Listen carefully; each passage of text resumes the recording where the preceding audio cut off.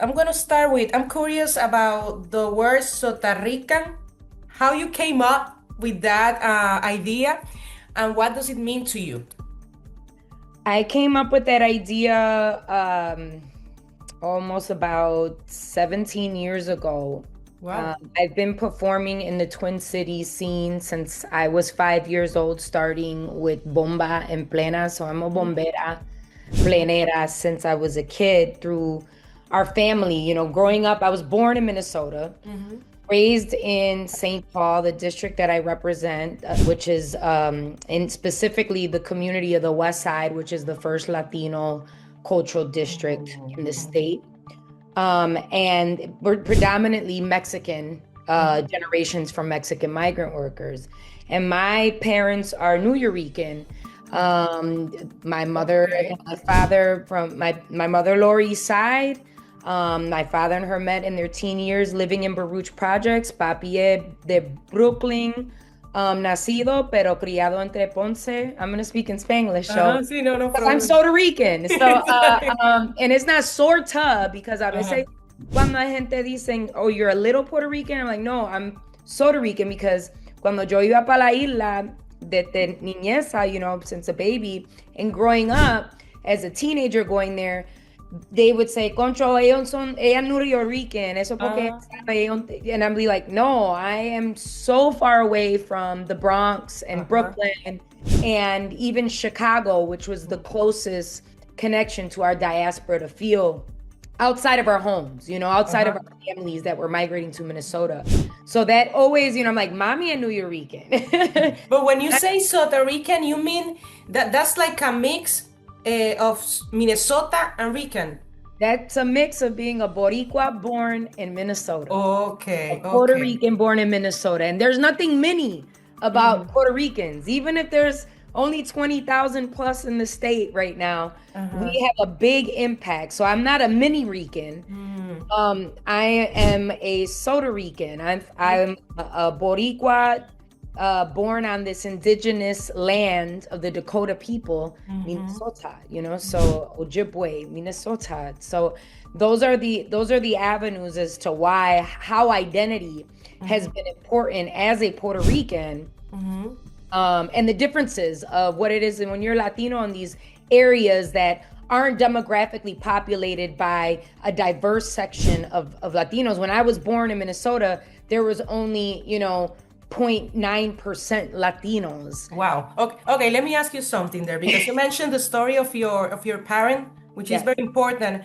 But I want to know, how did you build like your Puerto Rican identity? ¿Verdad? Being raised in Minnesota, how was your childhood as a Puerto Rican in Minnesota? In what people, places, I don't know, causes maybe, did you find meaning? Regarding our family, mi mama, was a very predominant role in establishing Latino leadership in our community. She came, to Minnesota, and she stayed with my father and her came after the Vietnam War. Papi wanted to get out of New York City. Established meeting people here and recognized that their organizing work wasn't as, when you come from a movement like there's young lords marching in the streets of El Barrio to Chicago, they didn't have an established momentum of administration on that. And mommy was studying policy and social work and government at Baruch and decided to stay in Minnesota with my father to start their life here with education.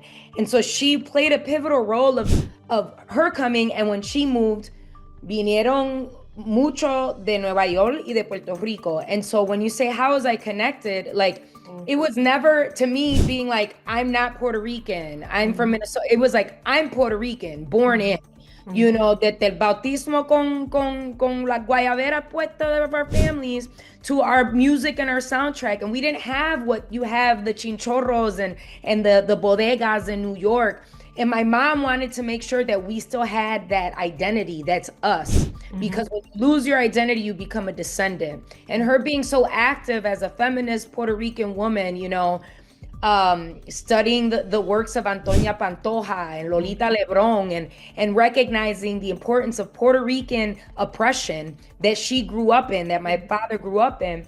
My grandparents moved from Puerto Rico, New York, to Minnesota, both my maternal and paternal. So cuando mami estaba trabajando, yo estaba either in my grandmother's apartment, que era in St. Paul's downtown, where I represent, but her apartment was Vega Baja. It was Almirante. You know, ella no hablaba inglés. And she catered and took care of everybody's kids in the family that was migrating. Llegaron más bastante de Santurce from both sides of the family, and Ponce, papi's side. So they really established a family village, and then connecting with other Puerto Ricans that were coming for work, whether it be industrial, education, and connecting community, church. And in 1992, I was 5 years old, and my mother and my tia, my paternal aunt, and my mom, they bridged together to say, we can't have our kids lose bomba en plena in our movimiento just because they're in Minnesota. And they also, being Puerto Rican, will connect with the indigenous community and the African American movements that are here and the other Latinos to celebrate how we can support each other. And it's through cultural arts and endowments. My mom worked in the sector of, she was the first Latina appointed by the governor of Minnesota in 1985, 2 years before I was born. Rudy Perpich, who was our gov, appointed her to be the first Latina to direct the offices for equal opportunity at the state.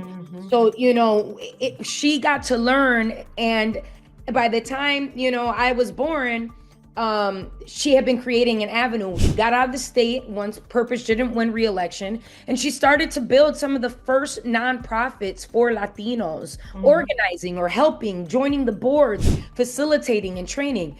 Yo me crié in that room. That was my best teacher, my policy. The majors that I got come from the university of my mother. And so that was the influence of, like, you cannot forget who you are.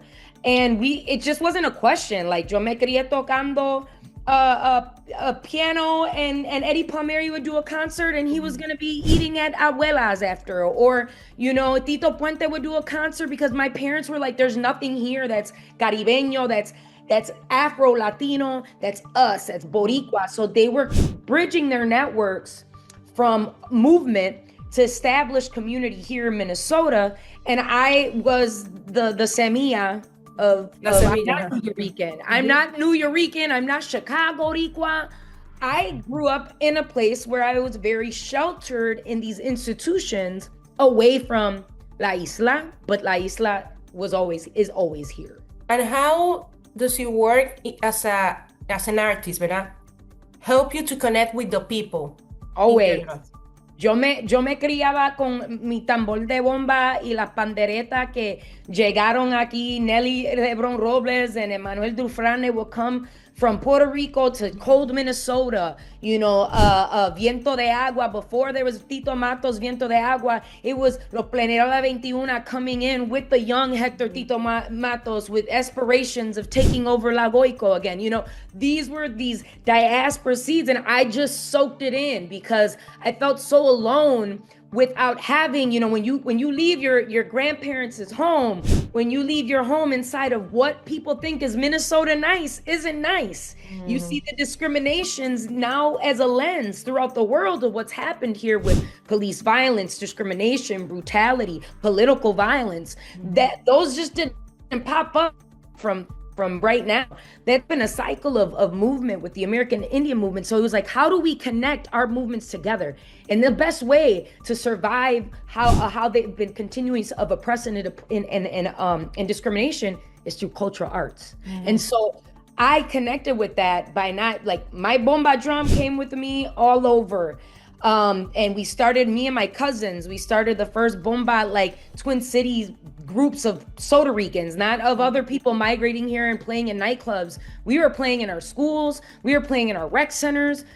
We had a studio that was our nonprofit space it started as El Alco Iris Center for the Arts that my mom and my aunt founded with Evaristo Rodriguez of Chicago, connecting with our diasporicans and to support the island, right? Try to channel how do we continue to keep the culture on the island. Y yo me recuerdo, like, people going, oh, pero tú eres de Minnesota, ¿y tú qué sabes esto? You know, I was like, yeah, porque lo que son de ahí me están enseñando para que ustedes lo pueden tener ahí, y la diferencia es, no es que estamos aquí, estamos allá, es que estamos luchando por lo mismo, to continue to be proud and carry the heritage of Boricuaism. And how difficult has been to explain to other members of the House, for example, the situation of the Puerto Ricans, not only in the state but in the island? Do they understand the meaning of that? They it's interesting because, you know, I am the vice chair of the Posse Caucus, which is acronym to say the People of Color and Indigenous Caucus, right?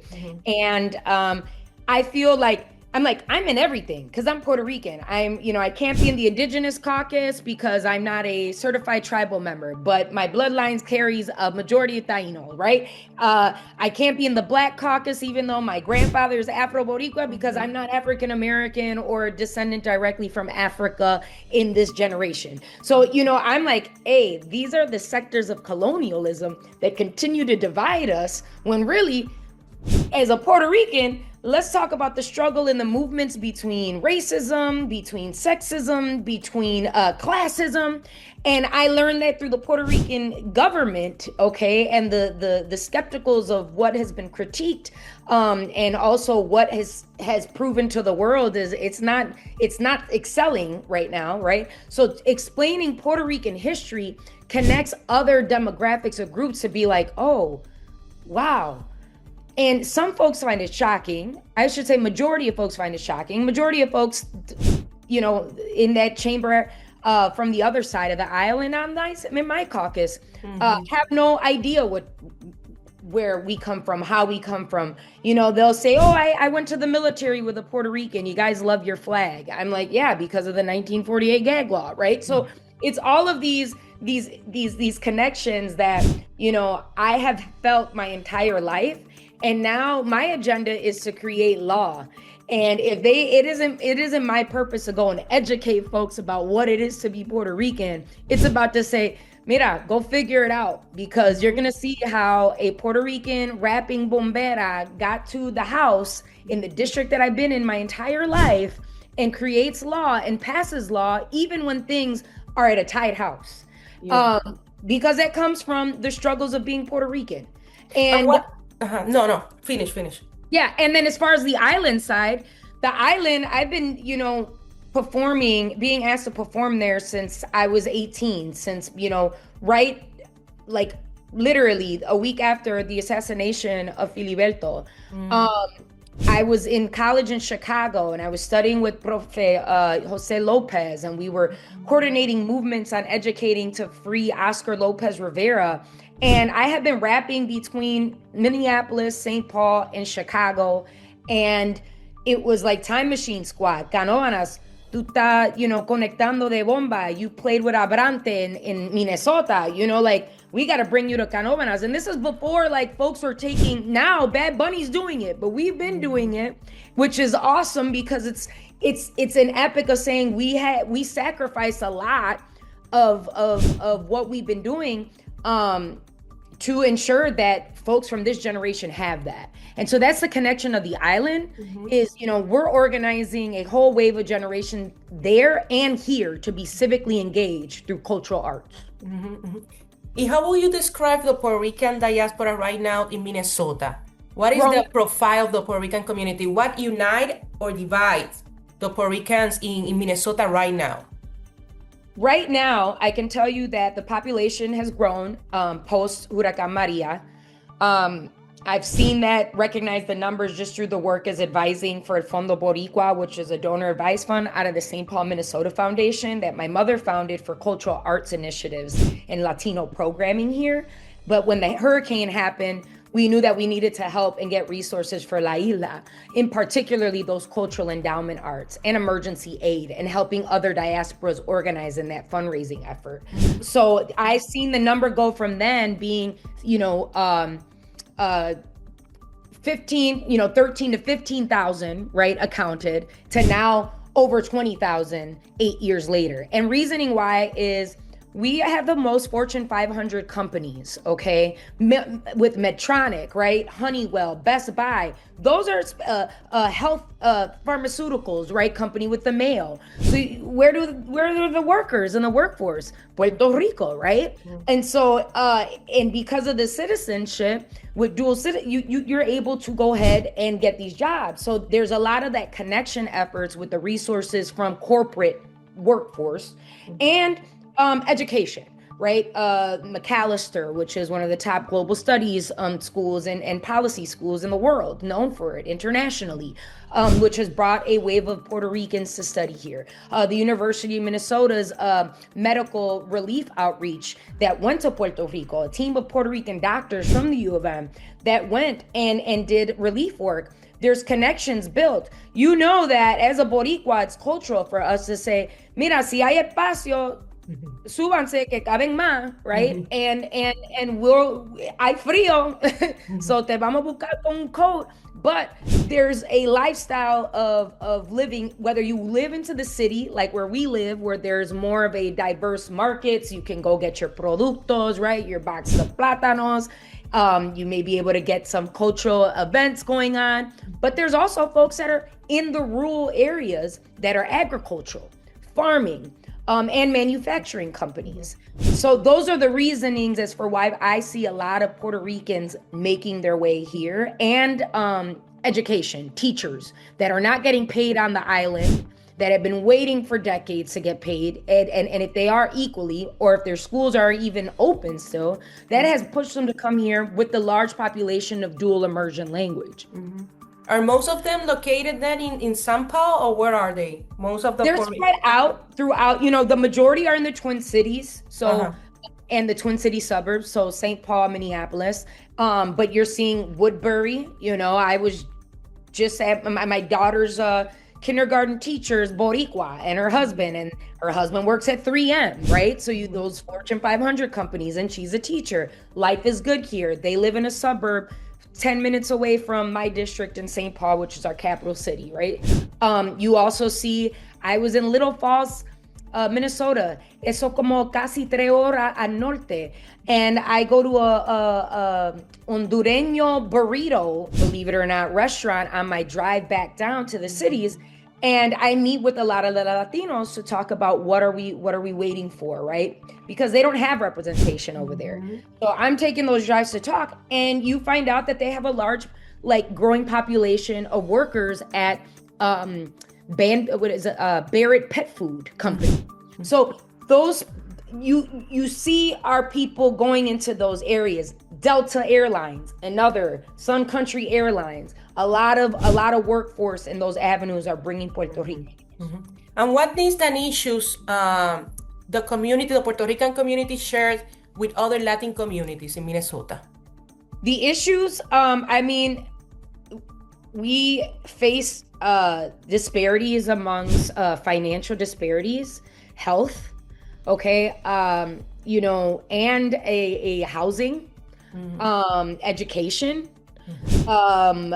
There's a connection of, what folks in Latino communities, where many, and particularly the majority of Minnesota politicians and colleagues who are not of Latino descent, which is not many of us in there anyways, always seem to bunch us together without recognizing that we have our own separations, mm-hmm. and even recognizing we're citizens, right? We think about how during the hurricane relief, I was let's change the name for relief, of because they keep asking us for driver's licenses to get passports, and they're not accepting Puerto Rican driver's licenses.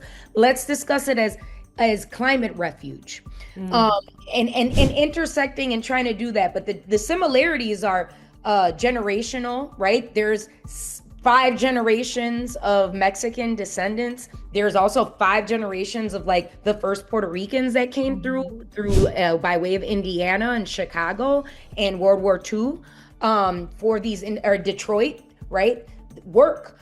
So those similar stories of migration connecting and families bridging, right? There's a large Mexican, so to say. I'm Sotarican, but Mexican. Oh, Mexican. Because Puerto Ricans, when they moved to Minnesota, the only communities that they found ground home with to get our products, right? You think 30 years, 40 years ago, were the Mexican community that were building this town as well. And so those families merged. They had kids together. You know, I have a lot of Mexican cousins, so to say. And then the worship, I should say, places of worship. When we think about religion, we think about like the Catholic Church and also Christianity in general, there's a lot of the similarities where have built like a platform, a foundation of Latinidad unifying.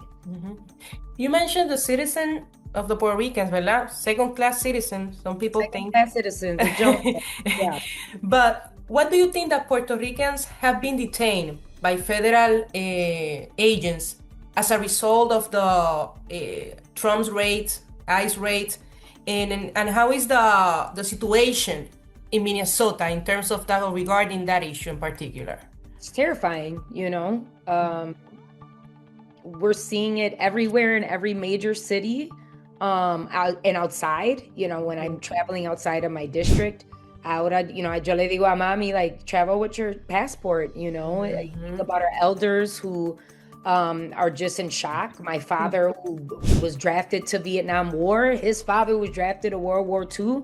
The history that we have as Puerto Ricans, but now having to face the reality that they're coming for people just based off of your last name.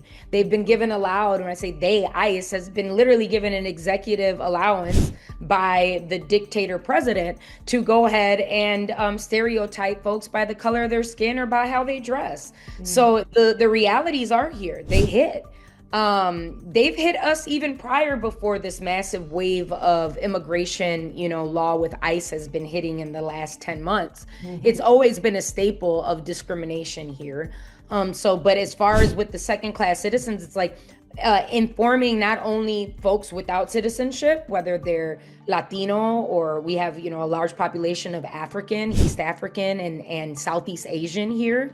We're a small, like, melting pot, so to say, in my district in particularly. And it's really just unifying, utilizing our privilege as citizens, as whether we're first-class citizens or second-class citizens, to educate. And that's really the momentum right now, is to educate on safety, educate on knowing your rights. And look at what happened last Friday at this time. You know, alderperson Jesse Fuentes in Humboldt Park and their ward was handcuffed. You know, I interviewed Jesse Fuentes a couple of days before the arrest. Bueno, the situation. Yeah. The situation, because she's like, you're not going to arrest me. You can't, right? We know our rights. Those are the momentums of advocacy and conversations, not only amongst our communities, but as elected officials and as organizers, because we both came from that Puerto Rican education of organizing. We've always had to demand, we've always had to inquire for equity and equal rights with citizenship. And so it's really connecting that history, because it's always been a segregation and separation amongst our own communities with other Latinos and other immigrants, right? Like, oh, you guys didn't really migrate here. And I'm like, my grandfather was put on a Marine Tiger with no choice, right? And so those are the stories. And that's why it's so important to focus on education, is really and publishing and documenting, which Boricuas are great at. You know, you think about the institutions that have been able to be be legendary for us as second generation Puerto Ricans in the US, first generation in this place called Minnesota, to not only help Puerto Ricans out, but help everybody as a Puerto Rican. In that sense, how important is that members of the diaspora in the different states connect with each other to advance the issues of the Puerto Rican community, not only in the state, but in the island? I mean, the post Maria, everybody reflected on the dependence was not for emergency aid, didn't come from the federal government. It came from ours. And that really grew us. Not that we weren't connected before that. We always had been connected through cultural arts, right? You think about education and the arts. Why is there bomba in San Diego and in the Bay? Well, because the Bronx and Brooklyn were going all over the place, and Chicago estaba in Texas, y in Minnesota, right? So it's like we've been connected on that. And then when the hurricane came, those tambores came to not just only play bomba, but to bring literally inventory in 24 hours to get Crowley ships from Minnesota to Brooklyn ports to Ricky Martin Foundation. Like all of that is a connection and a force that said, this can't stop here. And so if you look 8 years post and you think about how that has had an impact on the Puerto Ricans struggling to stay on the island, los chamaquitos are organizing. They're organizing through cultural arts. They're organizing through demanding an education. They're organizing even so much that educators from the Conservatory of Puerto Rico and in La Yupi that are the lead cantadoras or bomba are elected officials in the chamber in the House of Representatives. You know, so and you also connect on the agricultural route, like, hey, you know, we've got to start importing coffee from Puerto Rico and helping those farmers. And Casa Puebla has been doing this for over 40 years. Let's help those movements. Let's put like 18 Casa Pueblos with a mission of organizations like that all over the island. You know, let's go back and buy our abuelita's land that was taken from her. So it's really that connection of where I see the diaspora to the island really said, we have to do this now after Maria. We lost too many people. We've seen a government not care. We've seen a government also divided when you think about who are more liberal and progressive and connected with the Puerto Ricans, kind of dismantle their own colleagues, with just even post-Maria or pre-Maria with La Junta.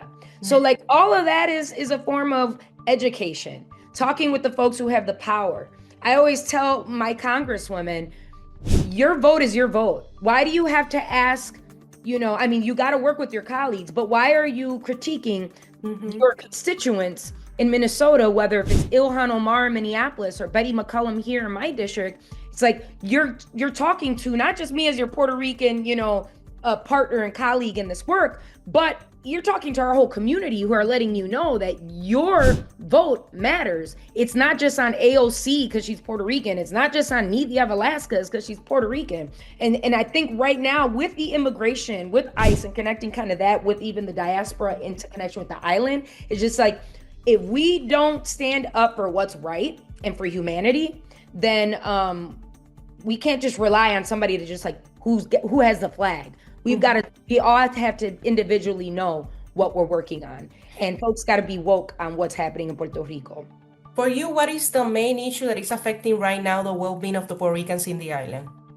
The displacement, the taxes, the Jones Act. Okay, the Jones Act is the number one poison with La Junta. You know, La Junta is glorified. Is the sustaining of the Jones Act. The Jones Act was meant to fool, you know, us on citizenship as an opportunity. Yes, you know, my abuelo waved both of his flags with pride, but then it's like he never got to go back to that casita in Puerto Rico, you know, and we see the disparities. That's it. The schools, the health care. I mean, Vieques doesn't even have a hospital post Maria. If you can build a nightclub and restore that, and these folks can go ahead and buy all of the land. When I say these folks that are not Puerto Rican, not descendants from Puerto Rico, are coming from all over the world to be a Bitcoin champion. It's kind of like the replay of the hedge fund crisis.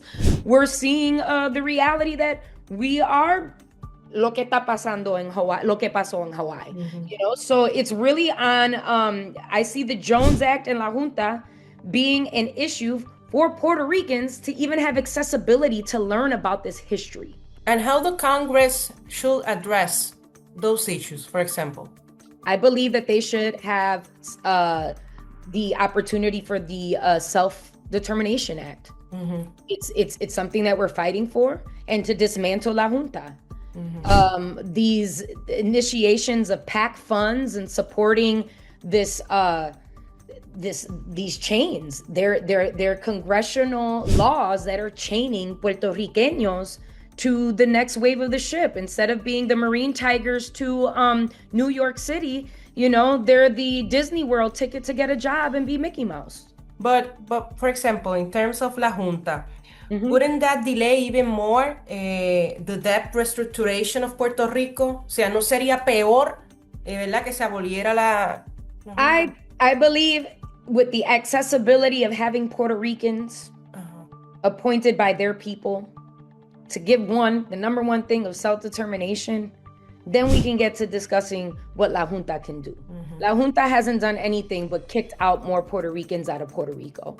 People that don't want to leave, or people that are working and struggling in jobs here, all right, to go back home, to keep the little casita en el monte so that they could visit it when it gets cold in Minnesota. And yes, they have accessibility to citizenship, but they're suffering. And they don't want to, and they don't even want to live in Minnesota. They're doing that because they have to. They don't have a choice. So, I believe that with the efforts of our gente, and I can't decide on what's best for Puerto Rico. I don't live there, but I can vocalize and be a voice, okay? As a Puerto Rican descendant, as someone with Puerto Rican blood and has been going there prior to working in government and done more within our diaspora than the federal government in an emergency crisis, that it's time for la voz de Borinquen to be heard. And the plebiscite, that's come on now. Folks are so disconnected with the reality of what a plebiscite is and how they even work on the island. You tell me, if you're on the island during the plebiscite election, how's that campaign going around in the barrios, in the caserio? How are the people getting accessibility to drive down to a poll if it's not even in their own jurisdiction? So there's so much that's going to be, we could go on for hours, but I think right now the number one focus that we can do as Puerto Ricans outside the island to help Boricuas there is to tell Congress self-determination right now. Let's go. I don't want to finish this interview without asking you about the message that you give to in the Boricua Awards in New York in the speech. Can you tell me a little bit more about what you said there? Wait, can you repeat that again? Can you tell me a little bit about the speech that you gave in the Boricua Awards? Education? Sí. Yes, it was, well, first and foremost, I was very honored to be invited as the keynote address. And it was establishing a connection on vocal commitment to Puerto Ricans on the island as someone who has a privilege of being here, right? And also holding on to those dreams that my grandparents wanted to go back. Holding on to the aspirations of seeing Puerto Ricans lead with their bandera and the education. Our kids deserve an education. And when I was doing relief work and I seen the disconnection of one, no functioning water, no electricity in their schools, teachers suffering, it showed me how strong we are as Puerto Ricans, whether we're on the island or here, to do one thing, and that's to fight for our kids' future.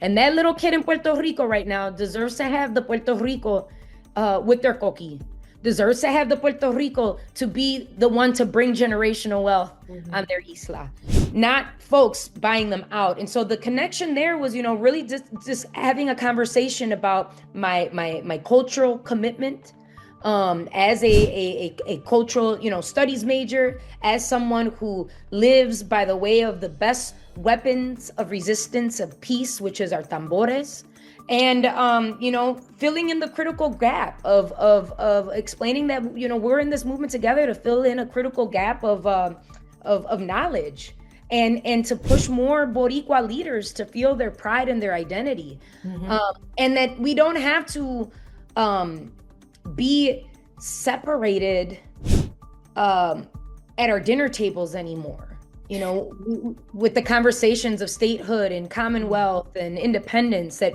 we should really be focusing on what is the education here, right? Where does that happen? My uncle was a judge in Ponce, my great uncle, and I got some of the best knowledge of debate from him because he wasn't independent, and his wife, my great tia, wasn't, and I respected the rebuttal, but I also was like, there's so much education that's not given to I'm getting this here. That's a privilege for me to have this in this dinner table. But why isn't this in the schools in Puerto Rico? Well, schools are shutting down. So it's really vocalizing the efforts, the responsibility, the accountability of the US government that's had, and not just impacted the island, but impacted us as generational Puerto Ricans. Y una cosa, porque elections are coming soon. Yes. I want to know, do you think most Puerto Rican are aware of their political power, of their electoral power? What else should be done to mobilize, the Puerto Rican community? Like, for example, the next election. Well, I can talk about the conversations that I've held within, it's all got to be about education and educating Puerto Ricans, but also educating, the party politics. And really you can't connect with the Puerto Rican voter without discussing the accountability and actions that need to be taken here on party politics and what those messages are. I believe the recruitment and the outreach, there needs to be more outreach to the Puerto Rican voters, whether they're firstly here fresh from the Montes of Calle to the 5 generations of Puerto Ricans that come from Philly or New York, is that civic engagement is going to be the tool for change. But if you're not hiring folks and if you're not educating folks on the importance of the vote, we have a disconnection here. And folks got to recognize, as Puerto Ricans, that is our privilege. That is something that we do have through the Jones Act. And we got to utilize that. If we're on here, we have to utilize that. We have to take more initiatives, but the parties got to listen to us. They have to listen to us. If they are ignoring the connection, there's a disconnect, because it's the same way within like the Latino outreach. There's so many different disparities, and you can't just centralize one message for one group of Latinos and it's going to work for everybody. That doesn't work. And it showed you in the 2024 results. I had people who voted for the different party in the presidential vote in Minnesota, okay, in my district, but voted for me.